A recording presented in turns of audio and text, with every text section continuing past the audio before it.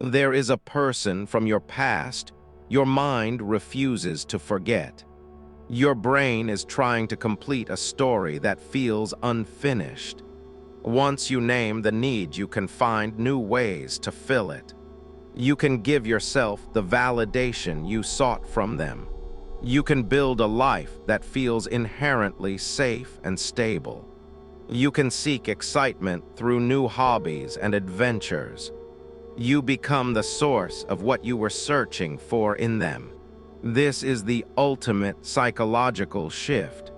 You stop being a character in their story and become the author of your own. The person from your past was a lesson, not a life sentence. They were a season, not the entire climate of your heart. Your mind is not your enemy in this process. Psychologists call this the Zeigarnik Effect. It is simply trying to protect you from perceived loss. Thank your mind for its misguided attempt to help. Then gently tell it you are safe to move forward now. The love you felt was real, and that is okay.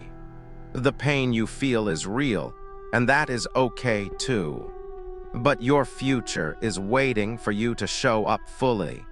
It is waiting for you to bring all your lessons learned.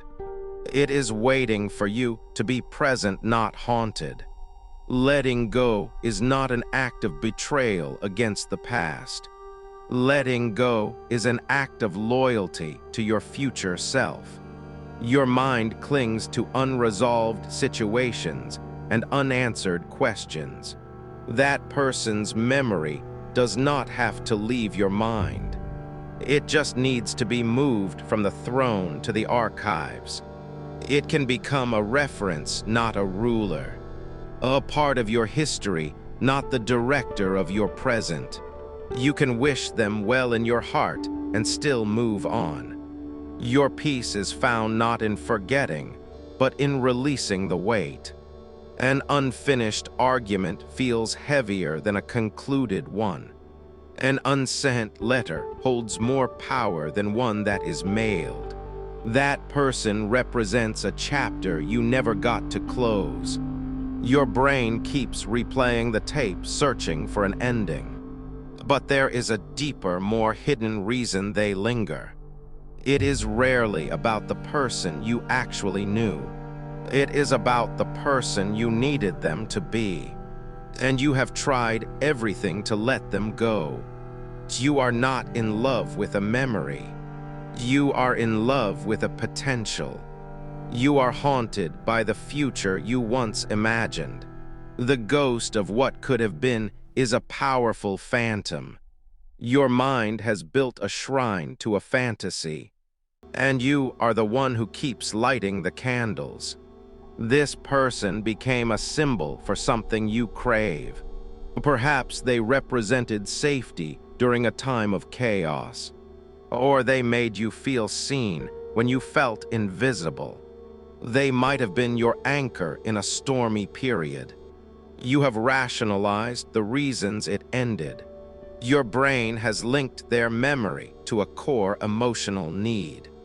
Letting go feels like abandoning that need itself. So you hold on, mistaking the symbol for the source. Your attachment is not to them, but to a feeling. And that feeling is something you can find elsewhere. Nostalgia is a beautiful liar. It carefully edits the past, removing the pain. It highlights the good mornings and erases the bad nights. You remember the laughter but forget the silence. You recall the connection but not the disconnect. You have listed their flaws on paper.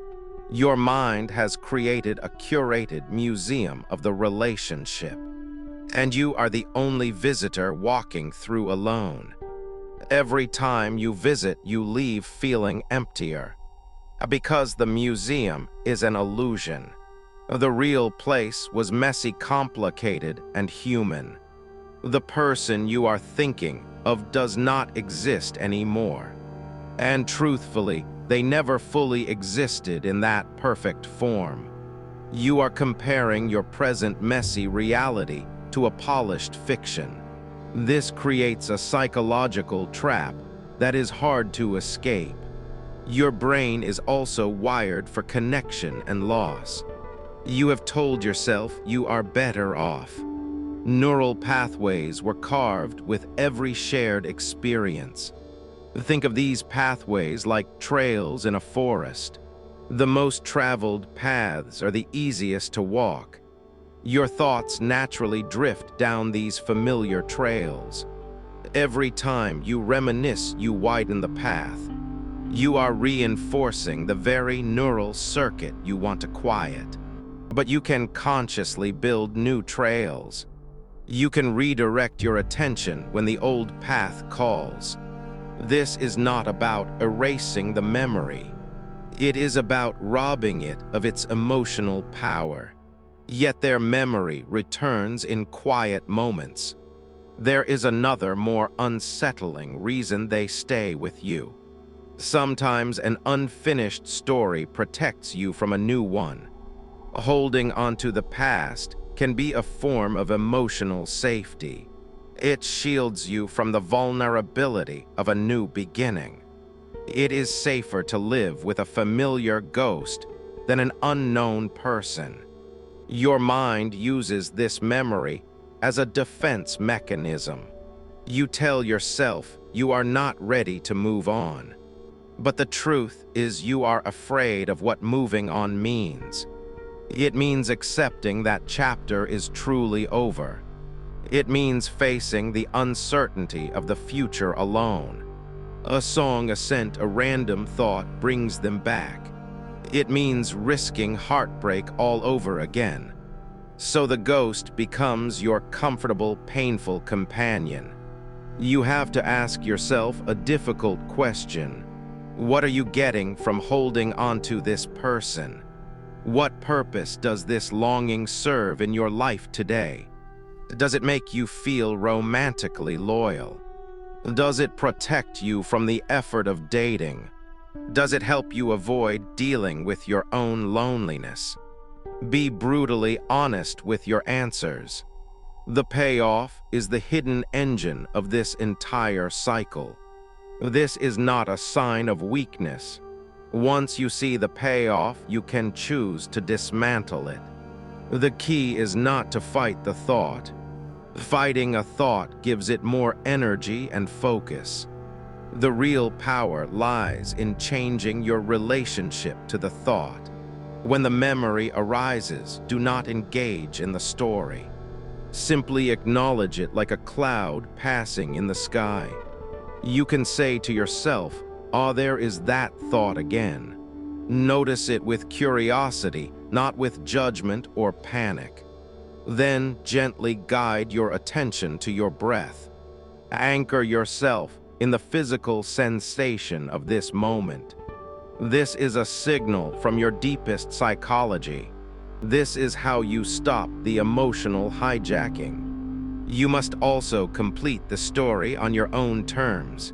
Write the unsent letter and then burn it safely. Have the imaginary conversation where you say everything. Then consciously declare the story complete for yourself. The closure you seek is not something they can give you. A closure is a decision you make internally. It is the active choice to stop rereading the chapter. You must also identify the core need they represented. Was it the need for validation, for safety, for excitement?